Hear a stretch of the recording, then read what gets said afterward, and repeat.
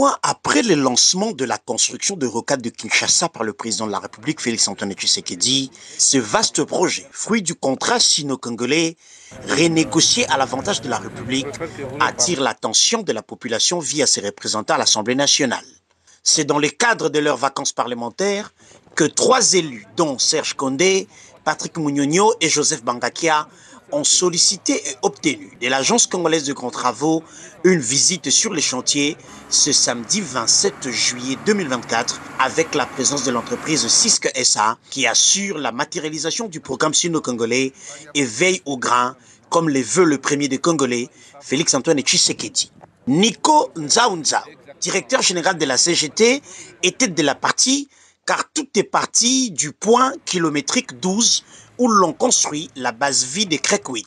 Ces chantiers très actifs depuis seulement 1 mois démontrent à ce jour, comme le constatent les députés nationaux, que la coopération sino-congolaise se porte à merveille.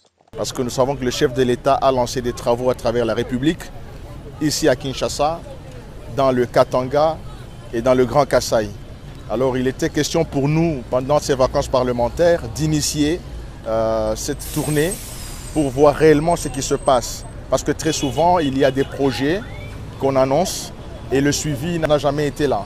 Le partenariat de la RDC et de la Chine est un des partenariats dont nous sommes les plus fiers et qui sont les plus productifs.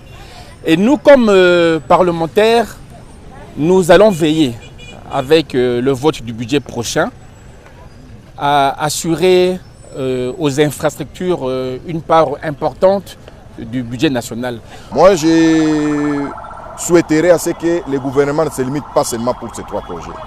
Le Congo est grand, prochainement, pourquoi pas aller dans la grande province orientale, dans l'Équateur, mais aussi chez nous, du Kivu. Sur toute la base vie visitée, les infrastructures sont au point pour permettre aux équipes des techniciens de travailler dans les meilleures conditions et produire les résultats attendus par le peuple congolais.